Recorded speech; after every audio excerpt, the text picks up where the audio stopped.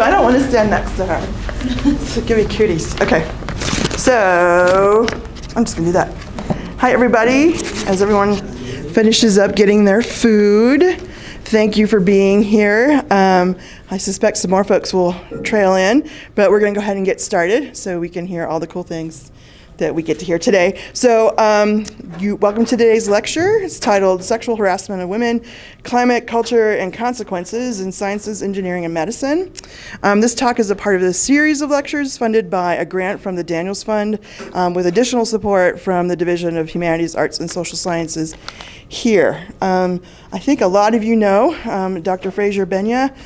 She's a senior program officer with the Committee on Women in Science, Engineering, and Medicine at the National Academies of Sciences, Engineering, and Medicine. Dr. Benya's work focuses on ensuring that science, engineering, and medicine are ethical and socially responsible, both in their practice and in who gets to participate in the work. She recently served as the study director for the National Academy's consensus report, Sexual Harassment of Women, Climate, Culture, and Consequences. That's what we're going to be hearing about. She holds a PhD in the history of science, technology, and medicine from the University of Minnesota. And she was elected a Fellow of the American Association for the Advancement of Sciences in 2017. So please join me in welcoming Dr. Frazier Benya.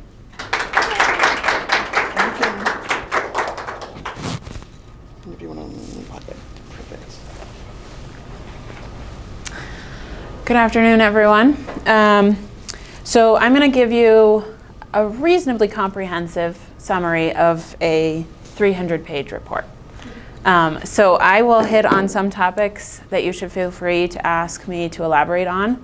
I'm probably going to talk for maybe 45 minutes, so that should be plenty of time for questions, and also I hope for you all to brainstorm together with me about what it would look like at Colorado School Minds to implement some of these recommendations. So get ready. I want to start by just explaining for those who aren't familiar a little bit about what a consensus study means for the National Academies. This means that essentially the National Academies forms a committee of experts that we bring together specifically for the project. They volunteer their time and they review existing research that's out there and come literally to consensus about what the research says and what recommendations should be made. So my job as a study director was to facilitate all 21 members of this committee coming to consensus. As one of my committee members says, it's like herding cats. The National Academy's consensus study process starts with a statement of task. This is the full statement of task for our study, but I'll give it to you very briefly.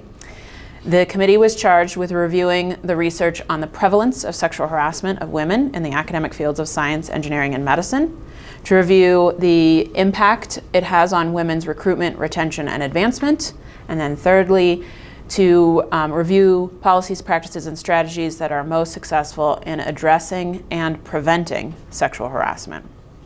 I'll make a couple of notes about this statement of task and how the committee interpreted it.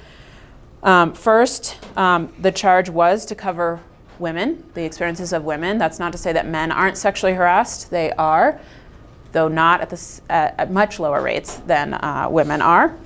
When the committee interpreted their charge, they interpreted that to include women at all levels in academia, so undergraduate, graduate students, faculty, staff, postdocs. And then I also want to note that as part of the committee's work to fulfill this statement of task, they hired a consulting firm to conduct qualitative interview research with female faculty members to reveal how the impacts of sexual harassment play out among female faculty members and in the academic career pipeline.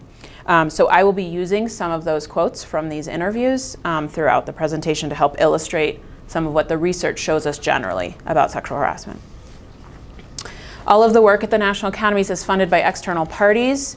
This project was funded by a number of federal agencies and private foundations. The lead sponsor was the National Science Foundation, and they were joined by the foundations you see here. This is the roster of the committee members. They include established scientists, engineers, health professionals, and legal scholars, a former congresswoman, university department chairs, deans, and presidents, representation from professional societies, and individuals who've done research on sexual harassment for their entire careers. As a result, this report reflects over 30 years of research on sexual harassment. So I'm now going to give you the cheat sheet, basically, the 5 key findings to this report, and then we'll get into more detail. First, if you didn't already know, there is extensive sexual harassment in these environments. Gender harassment is the most common form of sexual harassment. Sexual harassment undermines research integrity, reduces the talent pool, and harms targets and bystanders. The legal compliance system that we have in place is necessary but not sufficient to reduce sexual harassment. And on a positive note, the committee found that changing the climate and culture in these institutions can prevent and effectively address sexual harassment. So it's important to start with a shared understanding of what we mean when we say sexual harassment.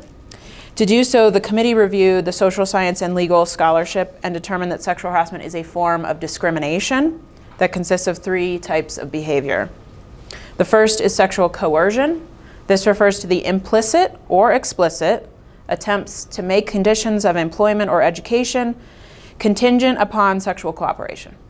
This is the prototypical sleep with me or you're fired situation.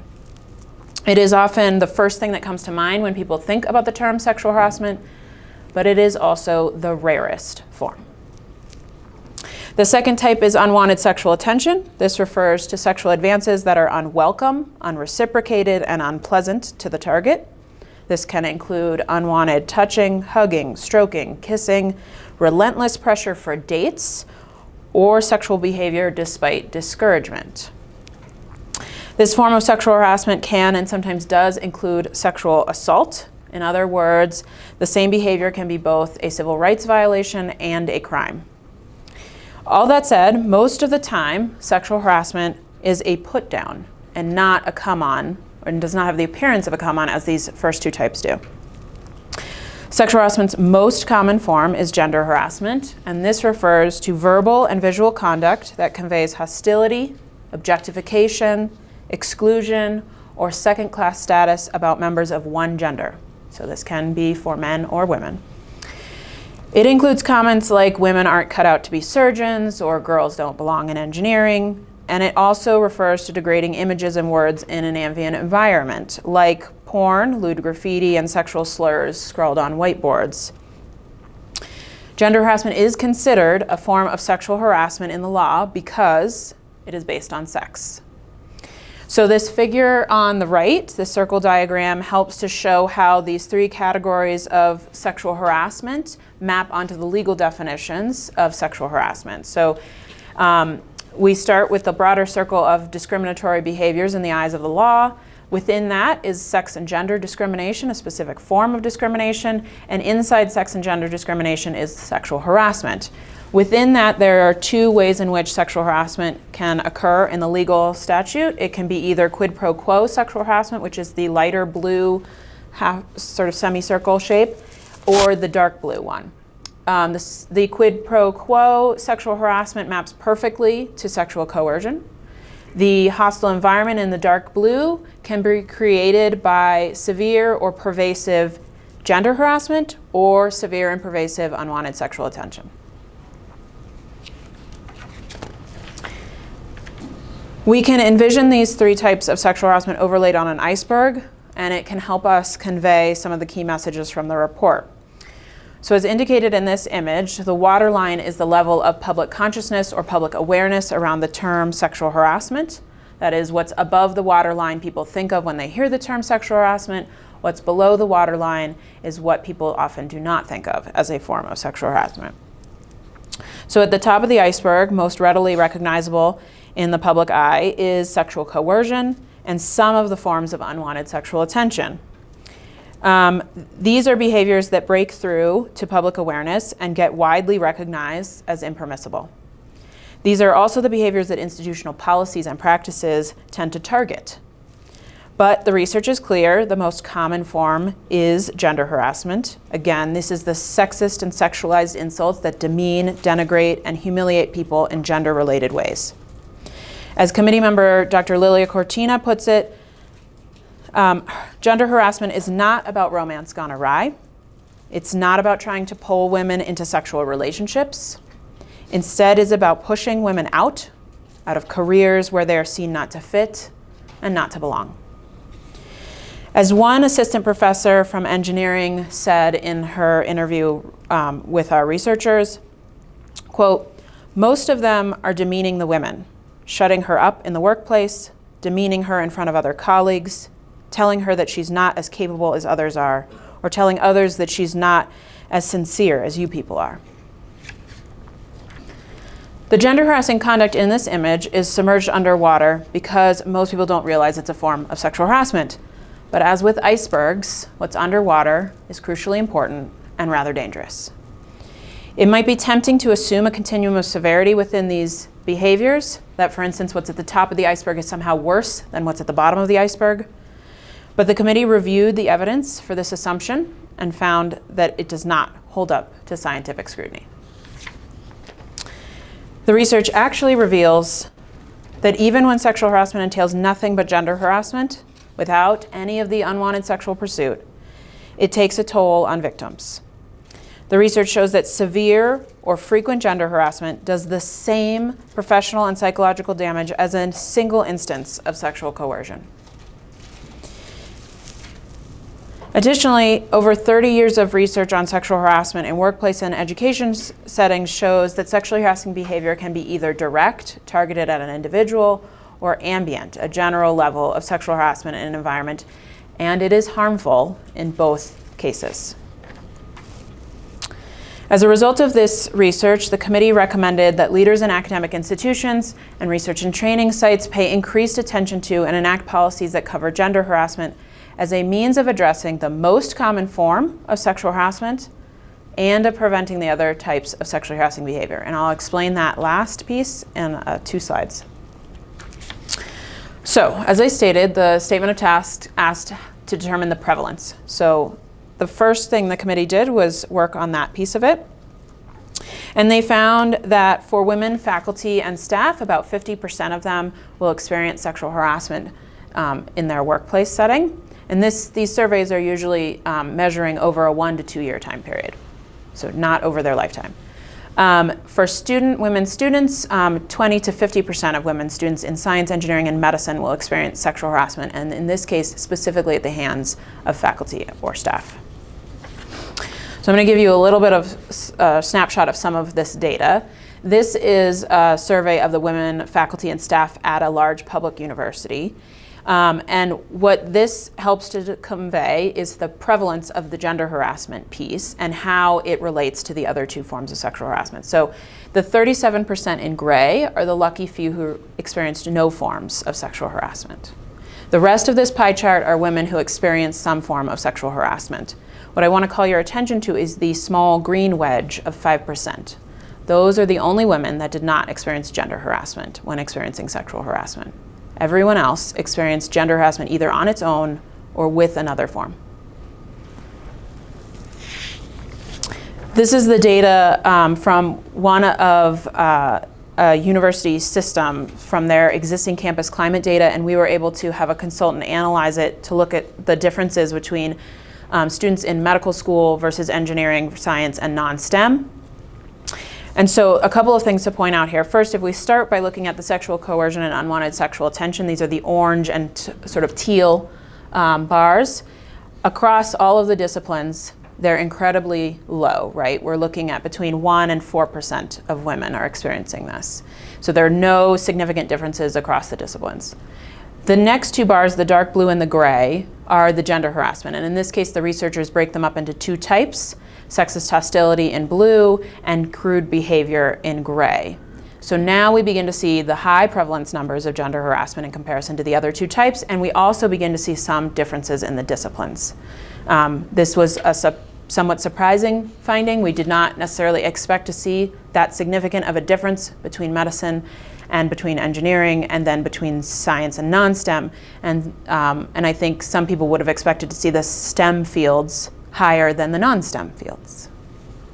But I'll get into a little bit later on some of the characteristics that create risk factors for sexual harassment in environments, and you'll begin to see that it's probably not necessarily that surprising. So the research on prevalence of sexual harassment also reveals that those with intersecting identities have different experiences of sexual harassment. Women of color will experience more harassment, whether sexual, racial, or more than likely a combination of the two, in which you cannot distinguish whether it was racial or sexual. It was just both. Sexual and gender minority people will also experience more sexual harassment than their heterosexual colleagues. And so now that we know the prevalence, the question becomes, okay, it's common, but how harmful is it? The committee found that sexual harassment undermines women's professional and educational attainment and their mental and physical health. In terms of the mental and physical health, a large body of data demonstrates that sexual harassment takes a toll on the health of its victims. It shows that the more often women are harassed, the more they report symptoms of depression, disordered eating, stress, anxiety, and physical complaints like headaches, exhaustion, and sleep disruption. In one study, 1 in 5 sexually harassed women, 1 in 5, met the clinical criteria for major depressive disorder, and 1 in 10 met the criteria for post-traumatic stress disorder. In another study, looking at the exposure to sexist comments, so in other words, just the gender harassment, they found that it triggered greater cardiovascular reactivity, which over the long term can put women at increased risk for coronary heart disease and depressed immune functioning. One female faculty member in engineering described the effect of sexual harassment in this way, quote, "At first it knocked the wind out of me, and it took a while to come to grips with it. Even after all these years, it was a sucker punch. It's just a tough one when people surprise you with a comment that's out of nowhere. It's inappropriate, and it just kind of hangs in the room." In terms of professional attainment, dozens of studies have made clear that sexual harassment derails women's work lives. When women are sexually harassed, they find their jobs less satisfying and more stressful. Many will engage in some form of work withdrawal, meaning they remain at their institution but disengage from their work. Others will simply leave, sometimes to take positions at other institutions, but other times to leave their field altogether. All of this is done in an effort to escape an abusive situation. To illustrate this, I want to share 2 quotes. The first is from a faculty member in the geosciences, describing the effect on her career. Quote, "So there's been a negative kind of chain of events where supervisors at the institution have seen that I dropped out of the research project and may not understand, because they were never told what happened. So it seems I have been blacklisted in some ways and not invited to join other research projects and perhaps seen as a failure." And of course, what she's describing is opting out of serving on a project for the sake of protecting herself from a harasser. The second quote is from an assistant professor of engineering, describing her decision to leave her institution. Quote, "This is why I made this decision of leaving that university. Even though I liked the department, I liked the students, I liked the place, I had to leave it, just because I didn't want this bitterness to continue and affect me personally or professionally." When it comes to students, the picture is just as bleak as they take various measures to avoid a hostile learning environment. They will change advisors, change majors, drop classes, and even drop out of school. In addition, our committee found that one need not be directly targeted with sexual harassment to feel its effects, because the circle of harm extends to both witnesses and work groups. Research shows that people who merely see sexual harassment targeted at others in the same setting report negative outcomes that parallel those of direct victims. For example, employees who observe sexually harassing conduct toward women will then describe lower well-being, which will then translate into the higher withdrawal that you see in direct victims. These effects emerge for both female and male employees. In other words, as Dr. Lilia Cortina puts it, when women are sexually harassed in a context, women leave, their coworkers leave, even the men leave. They don't stick around to watch their valued colleagues be disparaged, and they certainly don't want to become the next target. all employees and all students, regardless of gender, suffer from spending time in a hostile environment. When it comes to sexual harassment that occurs in research environments, the committee found that sexual harassment violates the standards and values of research integrity. This is actually a finding from a previous National Academies report titled Fostering Integrity in Research, which clearly defines sexual harassment as a type of other misconduct. Now, other misconduct is a category that also includes the misuse of funds and violating research regulations on human and animal subjects. These are two topics that institutions take incredibly serious in protecting the integrity of research. Given this finding and the broad damage that sexual harassment does to targets, bystanders, and organizations that I just described, the committee concluded that the cumulative effect of sexual harassment is significant damage to research integrity and a costly loss of talent in academic sciences, engineering, and medicine. And as a result, the committee recommended that academic institutions should consider sexual harassment equally important as research misconduct in terms of its effect on the integrity of research. So, we know it's common, we know it's harmful. So then the question becomes, but don't we have a legal system that's supposed to stop this? We would like to think that because sexual harassment is illegal, that it won't happen, and that because organizations and institutions have policies and practices forbidding sexual harassment, that it won't occur. But the committee found nothing to suggest that these anti-harassment policies and procedures that have become standard have resulted in any significant reduction in sexual harassment. Rather, the committee found that this was because the judicial interpretation of the law requires that these policies and procedures be in place, but not that they be effective. Ultimately, the committee concluded that the legal system alone is not an adequate mechanism for reducing or preventing sexual harassment. In reviewing the legal system, the committee also found that the laws and policies reflect an inaccurate assumption that victims of sexual harassment will report the abuse formally and promptly. The research is quite clear that the least common response for women is to formally report the sexually harassing experience. And for many, this is due to an accurate perception that they may experience retaliation or other negative outcomes associated with their personal and professional lives.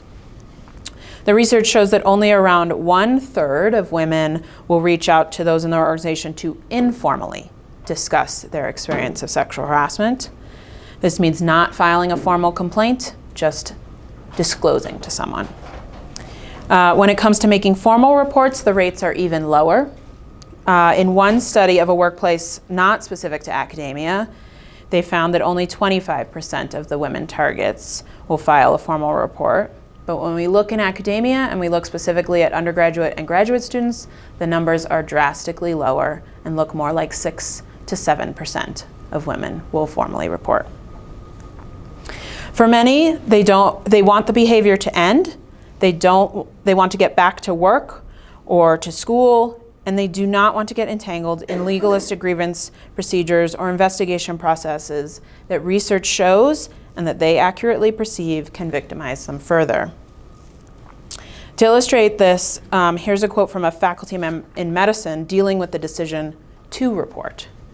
Quote, "I would tell friends outside the profession who would be like, 'Are you kidding me? What?' But the people who work for this institution said, 'Can't you just suck it up? This is not going to go well for you if you report. You don't want to make a fuss.'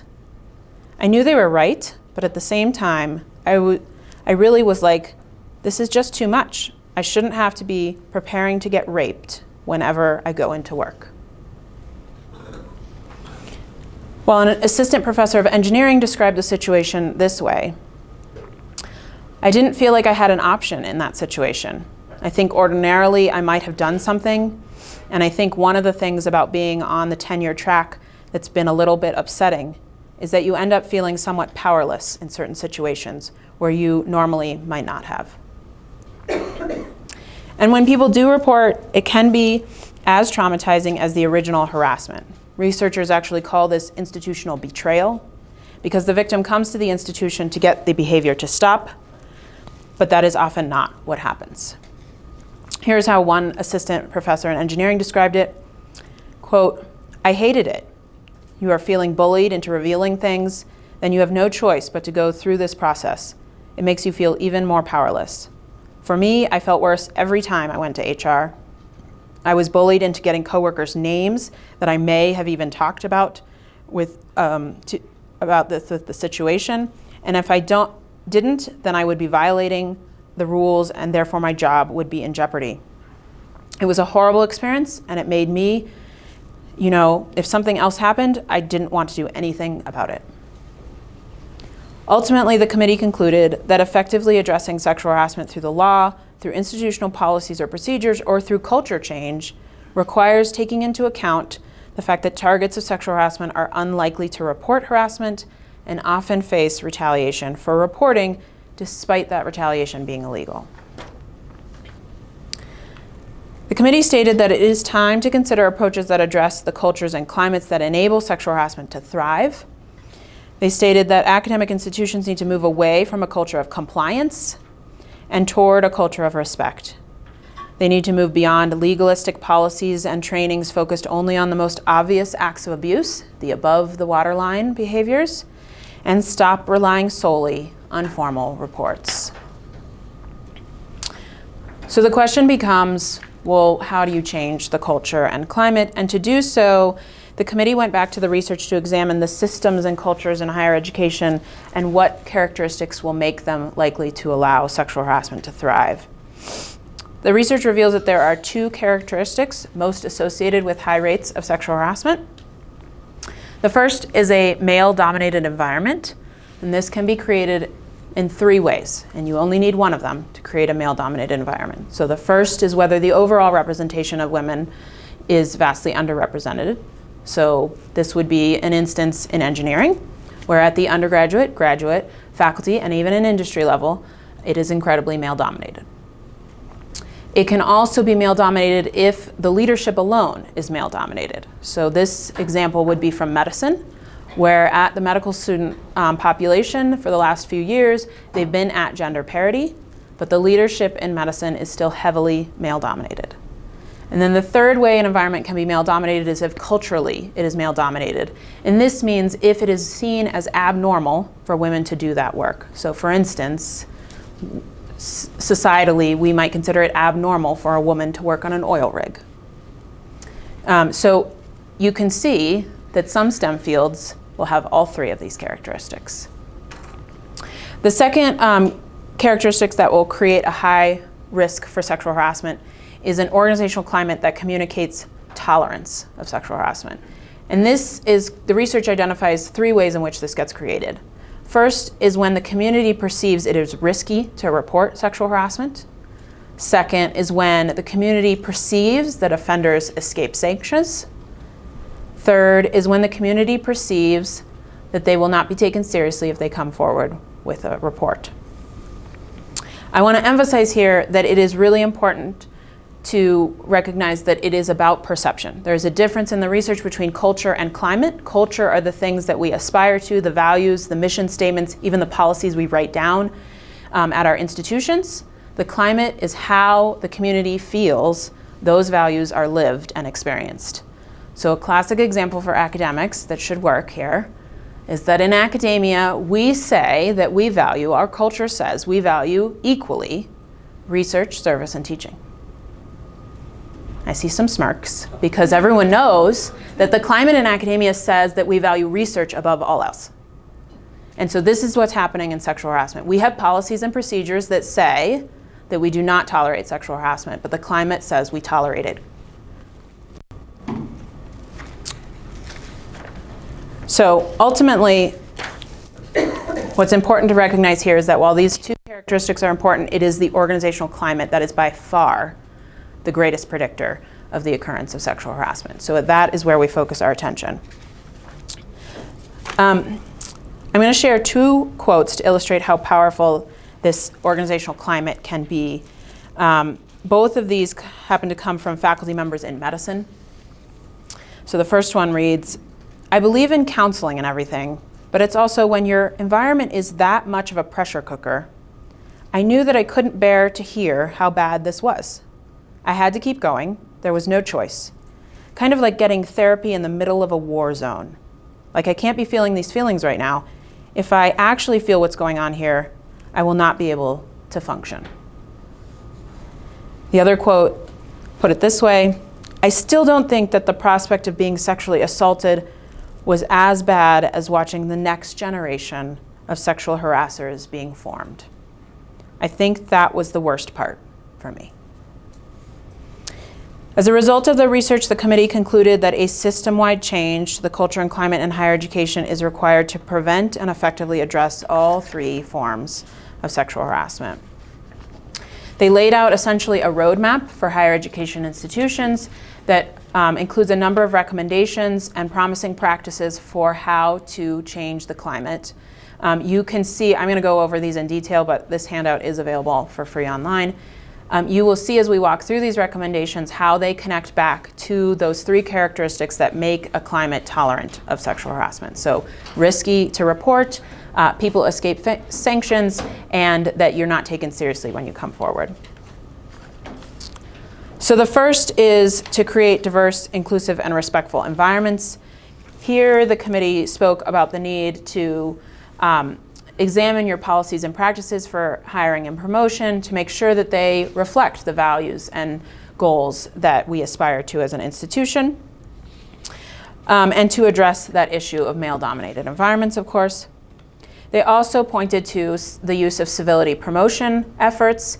And here, this is because the research is quite clear that when an environment has high rates of incivility, they will also have high rates of gender harassment. They pointed to the need to interrupt and intervene in inappropriate behavior. This is commonly known as bystander intervention, and this is a way in which to correct behavior and stop it from escalating. Finally, they pointed to the need for training that aims to change behavior, not necessarily beliefs. And I'm happy to talk more about that if there are questions. The second big recommendation is to diffuse the hierarchical and dependent relationship between trainees and faculty. This is not really a new recommendation. There have been many reports, some even from the National Academies, that have suggested changing this relationship. The reason this committee recommended it is because the impacts of sexual harassment can be that much worse when there is a hierarchical relationship and there is power in the hands of the harasser. So in this case, the committee pointed to the use of mentoring networks to increase the opportunities for other mentors, as well as the use of independent research funding to help diffuse that power. The third key recommendation is to provide support for targets. So here we can see that tie back to the three characteristics that create an organizational tolerance. So if people perceive it to be risky, so these recommendations aim to try to address that piece of it. The first is to provide access to support services without any requirement for filing a formal report.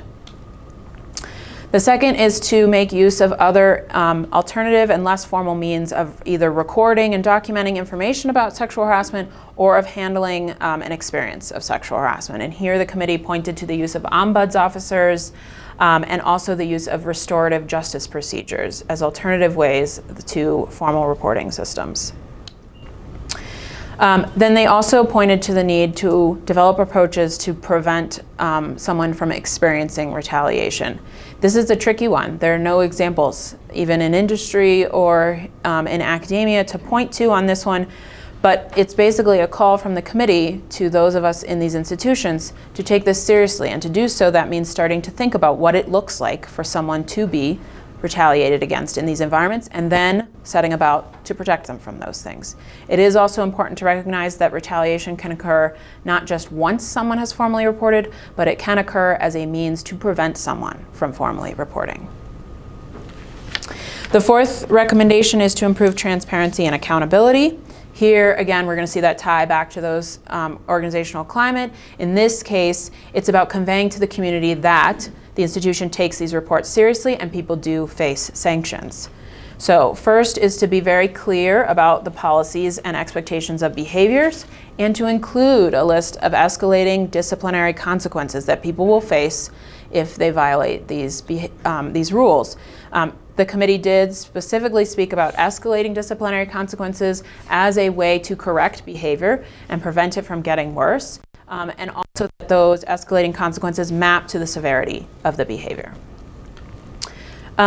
This also refers to transparency in how reports are handled, and here the committee pointed to institutions that are producing annual reports that do not name names, but in a way, statistically, can describe how common informal and formal reports are, how long it takes formal reports to go through the process, how often it resulted in a finding of responsibility versus a finding of not enough evidence, or a finding that it was actually shown to be a false accusation. Those last two are important to distinguish between and often don't. And then these annual reports also will talk about the types of disciplinary consequences that were handed out. The third piece of this transparency and accountability is to assess one's climate, because it is not sufficient to rely on formal reporting numbers as a means of measuring how common sexual harassment is in your environment. It is, as we talked about, the reporting rates are incredibly low, so the best way to measure the prevalence of sexual harassment and know what the problem looks like in your environment is to do rigorous, well-validated climate surveys that ask questions that are about what behaviors people experienced, not did you experience sexual harassment literally, because we saw the iceberg. People will answer that in varying different ways. The fifth recommendation is to strive for strong and diverse leadership. In this space, the committee spoke to leaders making it an explicit goal of their tenure to address the issue of sexual harassment, and also for institutions to help leaders develop the skills to deal with these issues. For instance, skills in conflict resolution, mediation, negotiation, and de-escalation, so that some of these difficult conversations can be had before some of these behaviors raise to the level of being obvious illegal violations. So that's the end of the report. I will note there are recommendations for more than just higher education. There were recommendations for professional societies, federal agencies, and policymakers. But given this audience, I'm not going into them, but if you have questions, I can answer them. But what I get asked the most is what's happened since the report and what's happening now that we've released this. So we had a really high sort of reception of the report. It went significantly further than we expected in terms of media coverage and audience. I have personally been to over 50 events on campuses across the country since the report was out, and my committee members have also been doing some of these events. But by far the most common question we get at these events is, what are other institutions doing to implement these recommendations? And so as the National Academies, our role is to help facilitate people making the changes that need to be made. So we went back to the existing models that we have, and we discovered that we could form an action collaborative of higher education institutions that want to work together to share promising practices, to figure out what research they need to do, to evaluate that research and those promising practices that they implement. And so we are working to form what we call an action collaborative on preventing sexual harassment in higher education. There are 39 institutions that are already on board, and we are accepting more institutions until we reach 60. And we are already working towards our first annual members meeting, which would be in June of this year. There are 4 main goals for the Action Collaborative, just to give you a sense of what they're trying to do. But the first is to raise awareness around sexual harassment, the damage it does, sort of along the lines of the report. The second is to share and elevate these evidence-based practices and policies and solutions. The third is to contribute to setting to this research agenda, because as they do this work, they're going to figure out where the gaps are. And then the fourth is to develop a standard for measuring progress in academia towards preventing sexual harassment.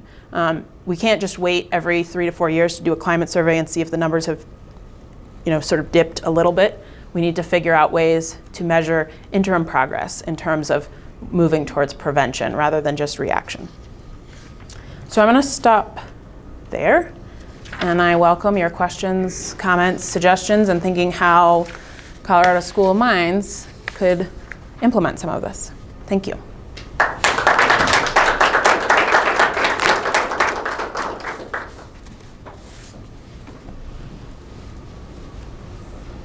Yeah, go ahead. Thank you very much. So, very interesting report. I'm actually very interested in a couple of other variables. I was wondering if you and the committee have studied, such as, let's say, work environment setting, whether sexual harassment is more prevalent in like classroom setting or like field sites or like other like labs, right? Another variable I'm very interested in is in the nationality of students or faculty, right, or trainees, whether there's a big difference between international students or faculty versus American domestic. Yeah, I'll start with the last one. There is not enough research to distinguish that at this point. There have been studies that have attempted to ask those questions, but they were not well validated, rigorous surveys of sexual harassment, so their prevalence numbers are not accurate. What happens is people will ask some behavior-based questions, but they'll leave off a lot of the gender harassment, and then your prevalence numbers will be dramatically low. When it comes to settings, there are there's some beginning research to show that field research sites are experiencing more sexual harassment. The classroom piece is hard to say. For our research, we could not distinguish the data about how common peer-on-peer student sexual harassment was, in part because the way in which that survey asked the questions, it wasn't clear whether it was part of sort of a social environment or part of their, like in their classroom. But there is some research that is coming out by one of our committee members that is looking at the physics student population, and I believe those numbers will be quite high, and it's peer-on-peer gender harassment. So with the field sites, what they find is that, and they studied sexual harassment of men and women there, and so the women are more likely to be harassed by their supervisor than their peers in that situation, but the men are more likely to be harassed by peers. Yeah. And I should say also that the harasser is not the people in the local environment, it's the people in the research group. That was the other thing they tested.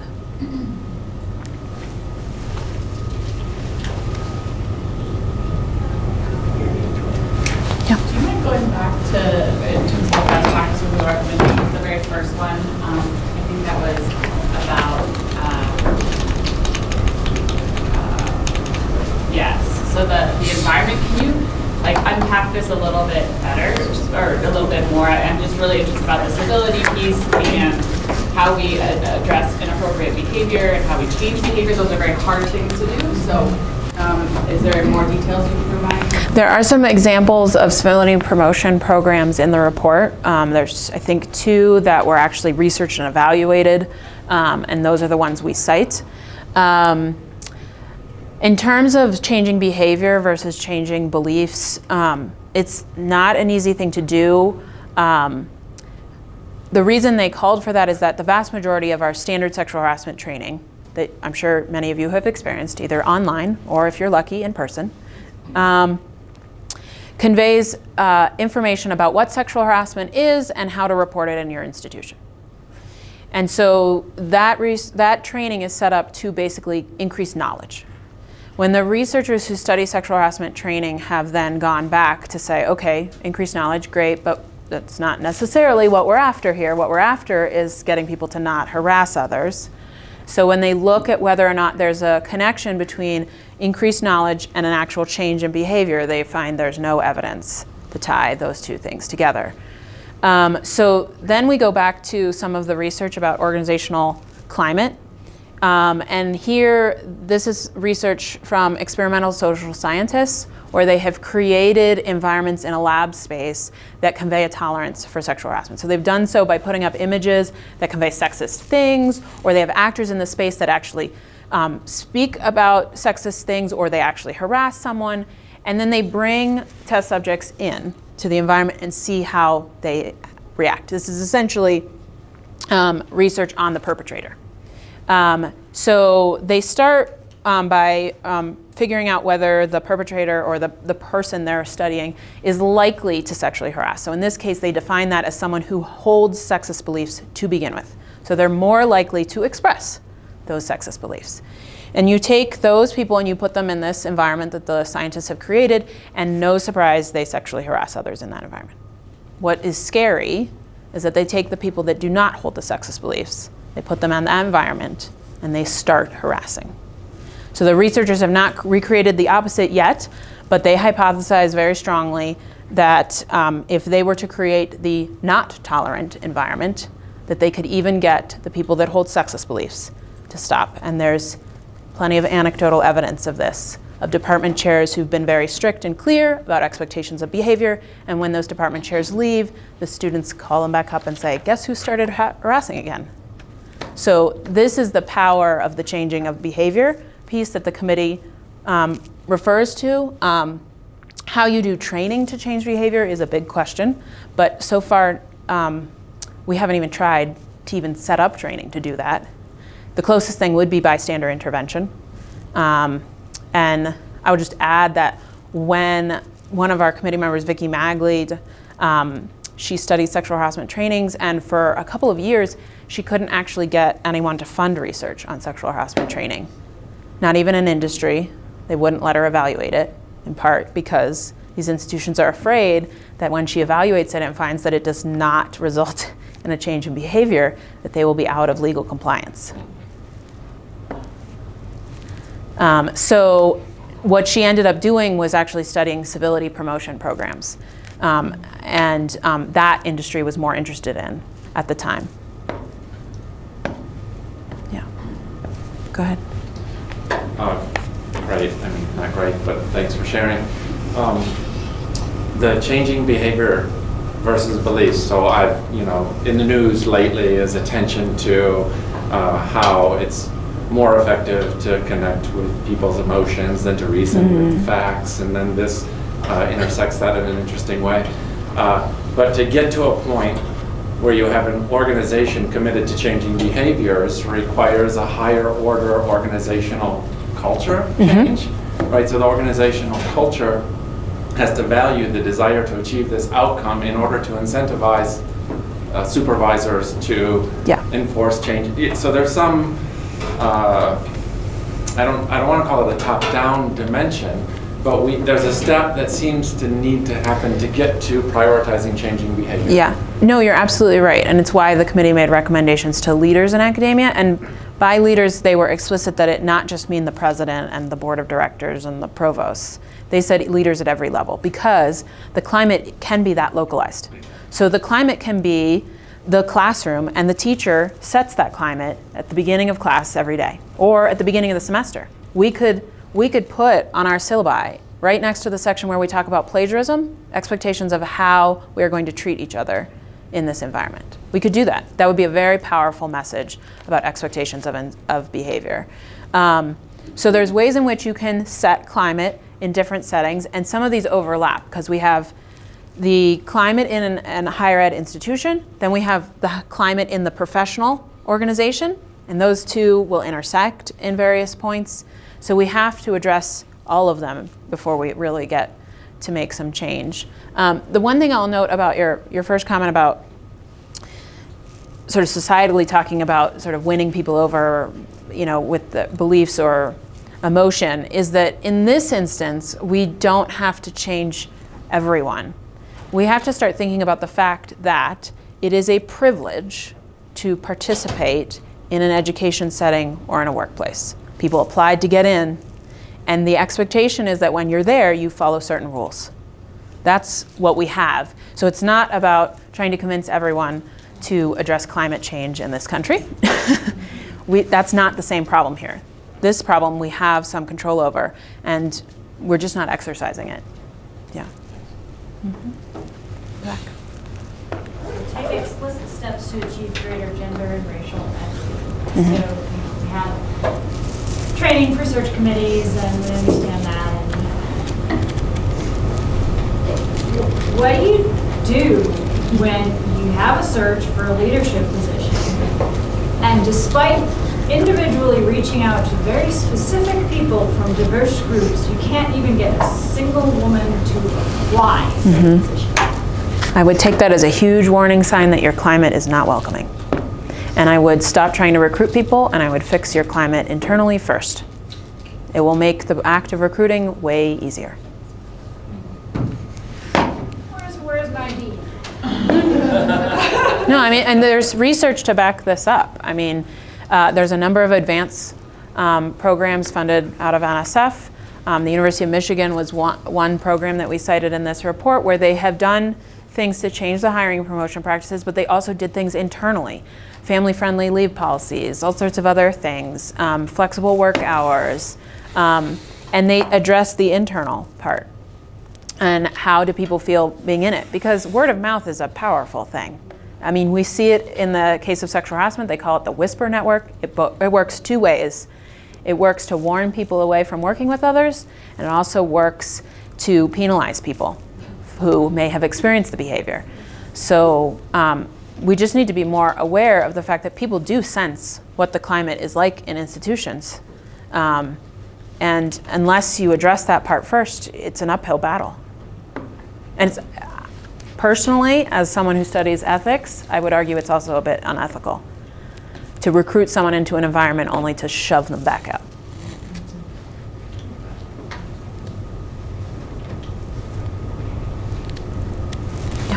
Keep trying to ask questions that I don't think you have answers for. Like, tell us what to do if,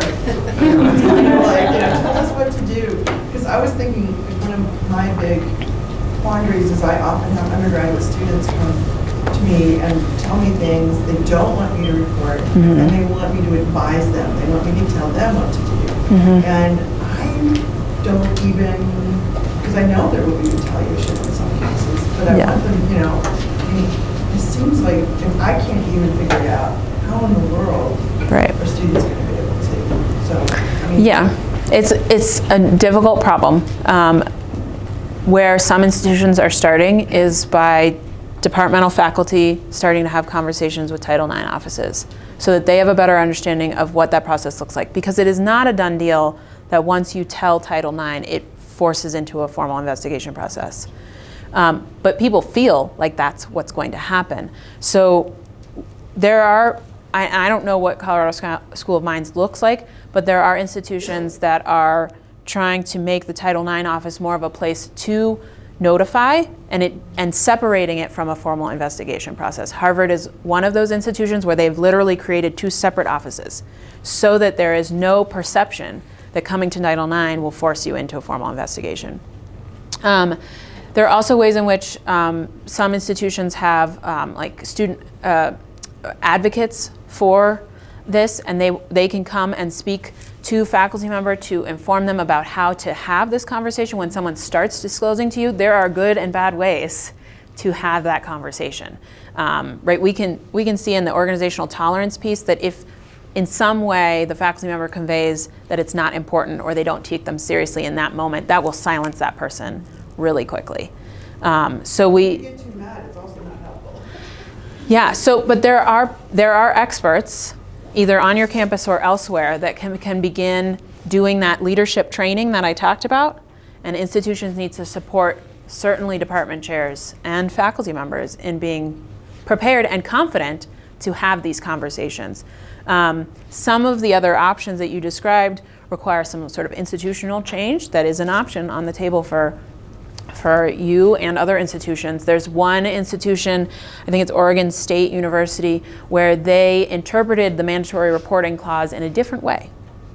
Instead of making all faculty members mandatory reporters, they made the vast majority student-directed reporters, which essentially means when the student comes to them and says, I experienced this thing, that faculty member is obligated to do what that student asks them to do. So if they ask you, give me information, tell me what my options are, that's what you're obligated to do. If they say, I want you to tell the department chair, that is what you are obligated to do. If they say, I want you to report to Title IX, then that is what you have to do. Now there are still a subset of people at that campus that are mandatory reporters the way we all think of them, but they're higher up in the chain, right? So that is one option, and the other is to explore these other alternative options for handling issues of sexual harassment, like restorative justice, the use of ombuds officers, because people who experience this, they just want the behavior to stop. They're not after someone's job. They just want the behavior to stop. So if we can figure out ways to correct the behavior and get it to stop, then that would achieve the first and primary goal of most victims. Yeah. I have a related question.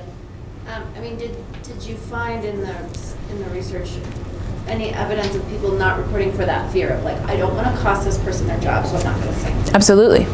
Yeah, because of how closely it's tied to the risk of retaliation. If I cost this person their job, then all of their friends and colleagues are going to blame me for their friend losing the job. So that is part of why they don't see this formal investigation process as worthwhile. Yeah. I've got a question for Sandy. Oh, you know it's coming. I've worked with Sandy for a long time, and Sandy is the ultimate safe zone, okay? So I want to ask you, do you feel prepared to deal with this? So you didn't say, I don't want you to take this forward.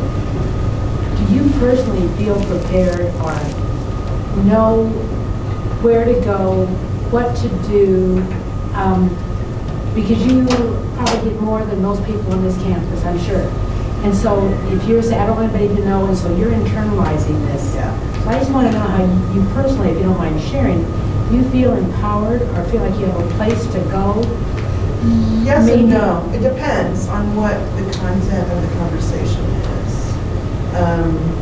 A lot of times it's like students who are at internships and they don't need, it's like a summer thing, it's their future job, so they aren't even here. They're at someplace else, and I don't know what to do with that. If it's an on-campus thing, I've got Katie, I've got people who have trained me to do that, but like, students will ask me something as simple as like, should I wear a ring? Because I feel they told me if I have an engagement ring but not a wedding ring. And so if I have an engagement ring, they're not gonna ever want to hire me because they think I'm gonna leave. I'm like, But see, that's where the issues come in, is that perception. You know how the whisper network is wrong as often as it's right also, especially amongst the students. And see, I think that that's a real opportunity for us to do something to prepare our students, both male and female, what they can do on the job. Because I don't think, I've been involved in more than one case where we've had to go back to maybe one of the vice presidents of a company and report somebody because of an incident that happened.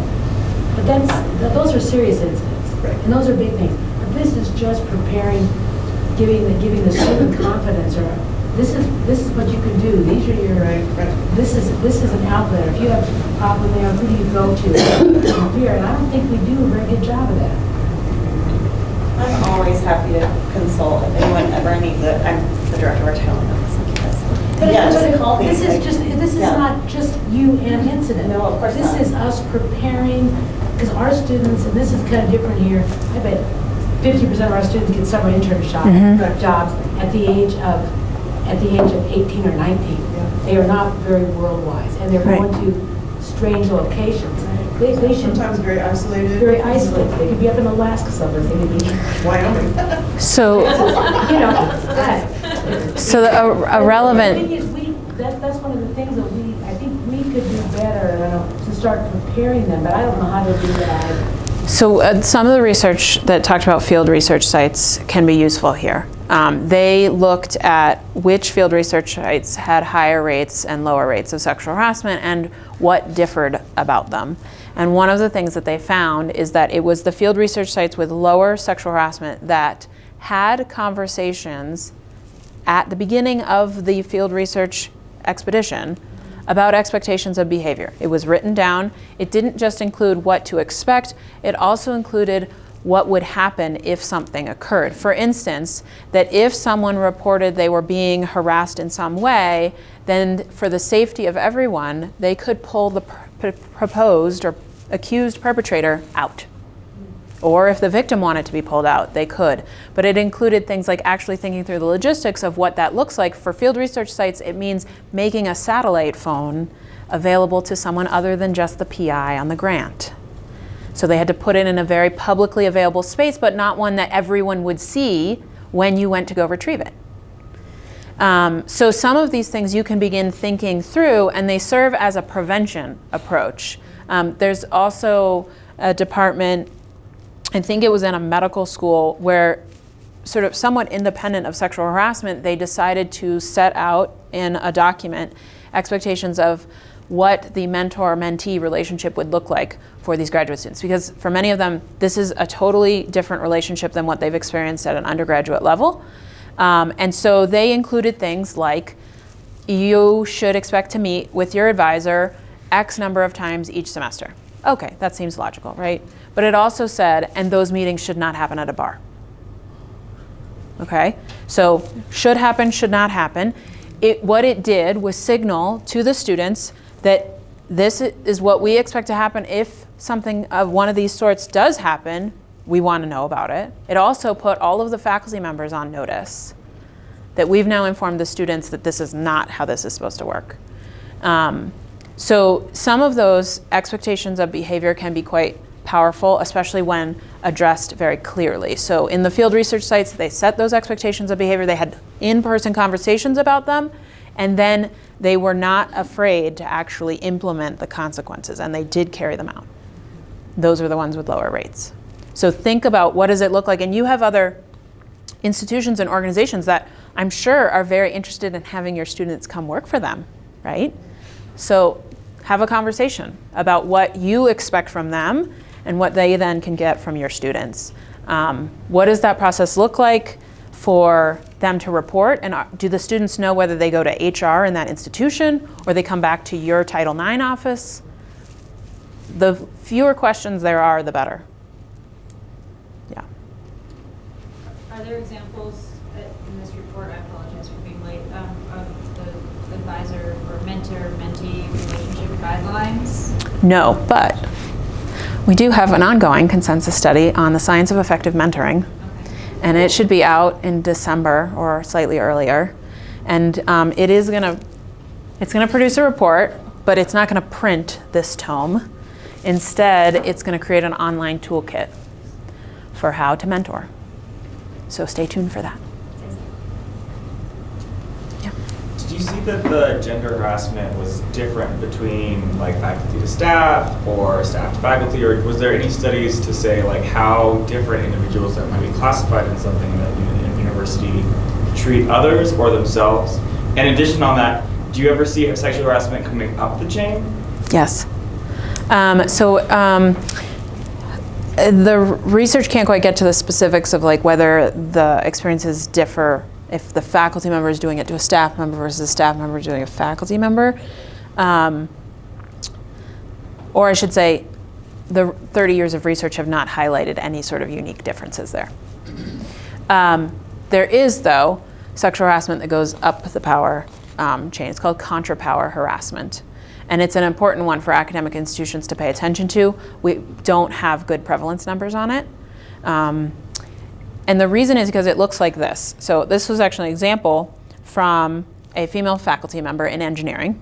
And she is responsible for teaching the entry-level engineering course every semester in her institution. So the class comes in. It's a male-dominated environment for her because the student population in engineering is male-dominated.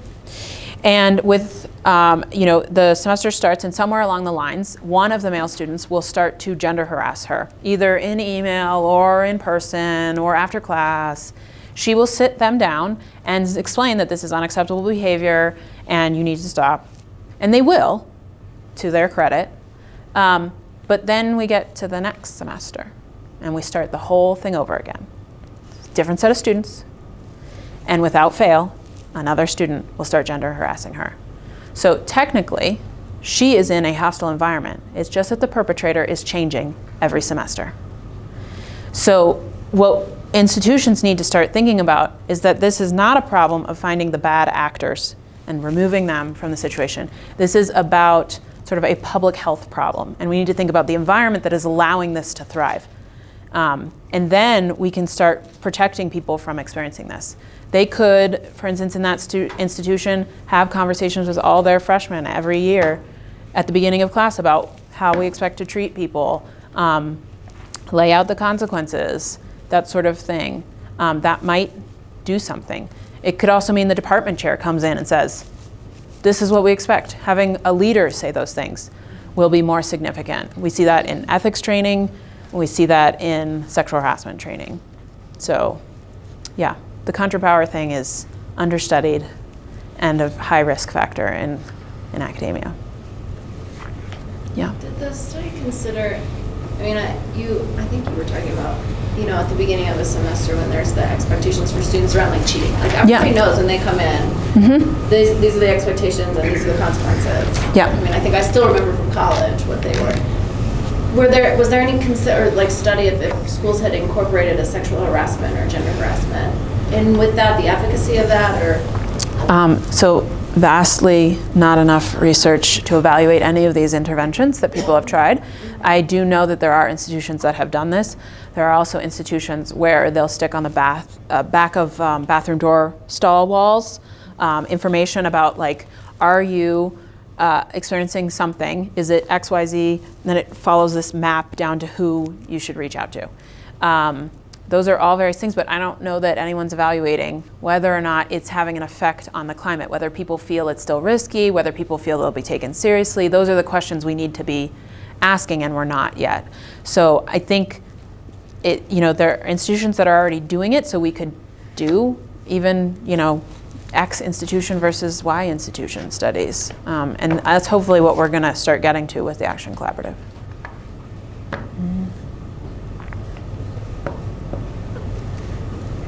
Yeah. I assume there's a direct and positive correlation between gender and sex harassment and other forms of harassment, and I appreciate the scope of your analysis.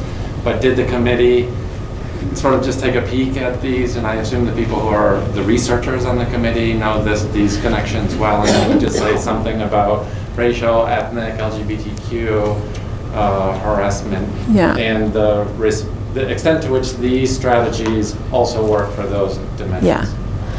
I would say that the researchers that study sexual harassment have a good grasp of what happens to sexual and gender minorities in terms of harassment, which the harassment they're going to experience based on their identity as gay or lesbian or trans is going to be sexual harassment. It's based on their sex or gender.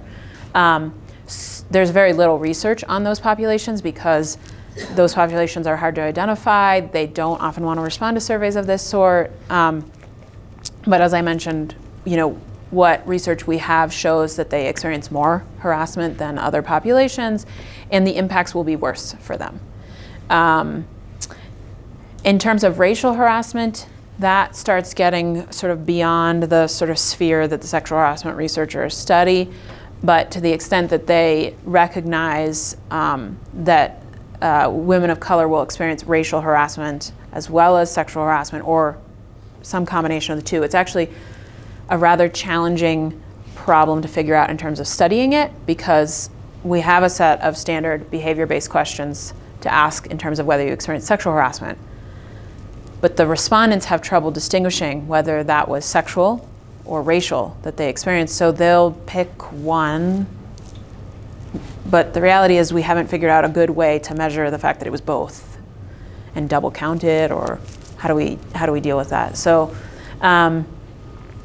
the research does also show, in terms of incivility, but bullying behavior and just any environments where this sort of hostility is allowed is going to allow these other behaviors to thrive.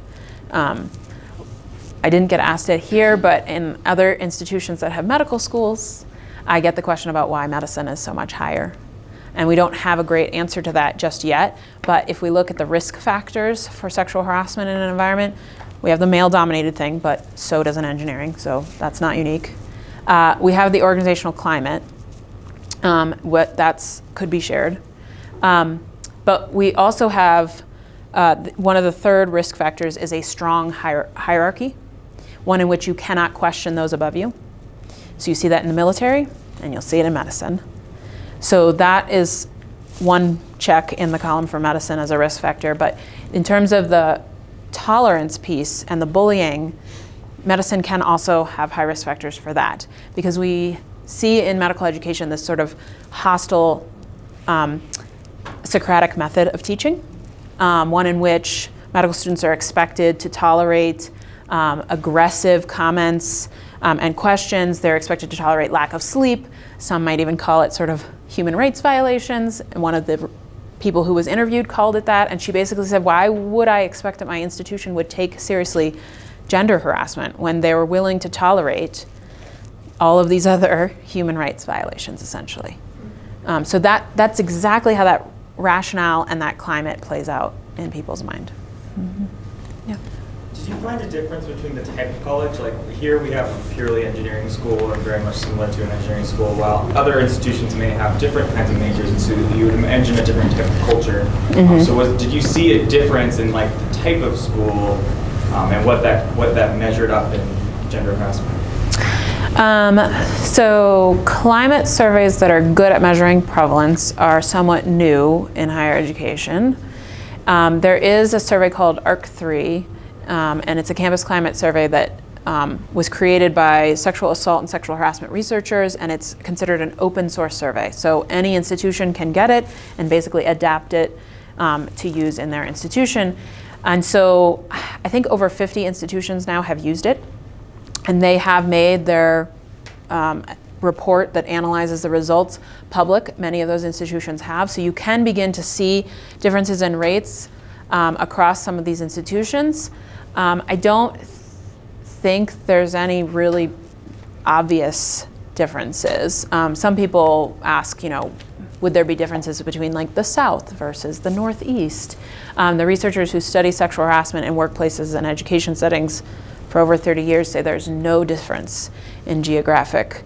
It's really more about the localized climate than it is about the societal view. And I think that ties back to that piece about even if you hold sexist beliefs, you can get someone to not behave in a sexually harassing way. So maybe some people in the South still hold some beliefs that are considered sexist, but if the climate is right in their workplace, they won't act on them. So we're not there yet where we can really compare institution to institution. I think in terms of type of institution, like a school like Colorado School of Mines where it's male dominated, right? I'd look at the risk factors of the institution first and foremost rather than its sort of geographic or disciplinary makeup. That would be where you would find the risk factors and predict high rates. Yeah. Again, sorry. Do you recommend or discourage or have any opinion about making findings of climate surveys public? The committee recommended that the results of climate surveys be public. In fact, they recommended to policymakers that they consider requiring them to be public for the purposes of informing the community of how big this problem is. And it's a way to convey that we know this is a problem. It's also one in which we don't want to tolerate it. We're trying to get these numbers down. So yeah, they preferred that to institutions that will say, oh, well, we only had 5 reports of sexual harassment this year. Those were what you heard about, right? Those, the committee recommends don't rely on those numbers, but do those climate surveys and make them public, yeah. It seems like if we do, for example, and like CU doesn't, like if it was a rule, it seems that would level the playing field.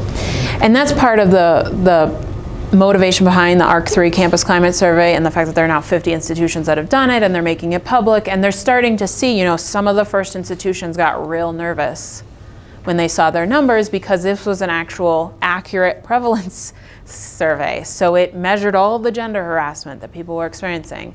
And other institutions have in the past used surveys that weren't measuring all the types of sexual harassment. So in comparison, their numbers looked really high, and so people got nervous. But at this point, with the data in this report and the number of institutions that have done well-validated climate surveys, an institution internally should not be concerned. And when they communicate their report about the numbers, they can be honest about the fact that this is on par with other similar institutions. Shouldn't be afraid to talk about that. Mm-hmm. Yeah. Have anything else?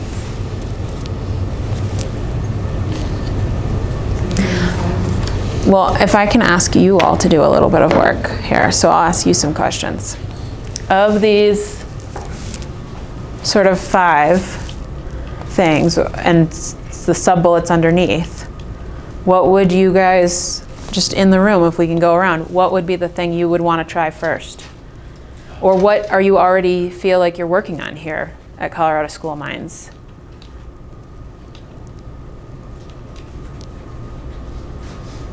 You can amplify what you're already doing. I want to do the civility thing, but that's my gig. Uh-huh. Yeah? Go ahead. It feels like low-hanging fruit would be support for targets.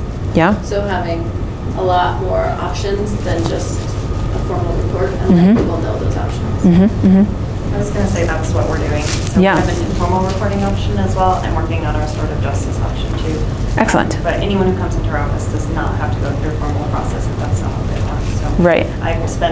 we spend the majority of our time providing resources to parties. Yeah.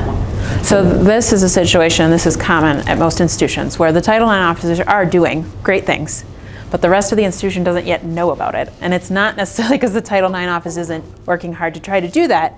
It's just that it's like 2 people in an office sometimes, and there's how many people in the organization. So this is where department chairs can ask people to come in, to talk about it, to force that communication issue. Schools can come and say, how could we communicate this in our school? These are ways in which to start partnering better with across institutions. Same with research integrity training, research integrity officers, research compliance officers. Pull them into this mix. Start talking to them. Mm-hmm. Yeah. I actually have a related question. Did you, as you were compiling all the research and doing this analysis, see any, situations, I would guess quite yes, but I don't know if you looked at it explicitly, of focusing all the support on victims and not taking that next step of actual prevention and focusing on the Yeah, that's been the history of how all institutions really have dealt with this issue, not just in academia, but outside of academia. It's been a wait until something happens and then respond to it approach, which has been frustrating for all of the researchers in sexual harassment who've been sitting there going, oh, this is not how you solve this problem.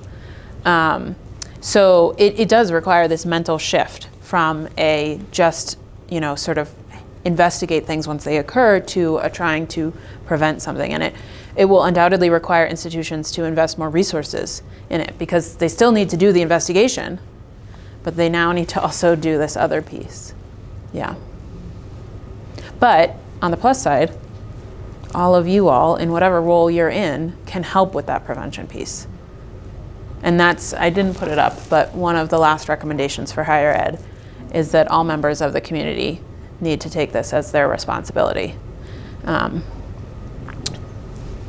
That said, there's not a single recommendation for targets. The committee felt very strongly that the targets of this behavior should not have to solve this problem. So we do sometimes get that question. What should targets do? Nothing. Yeah. Great. Well, thank you. Thank you.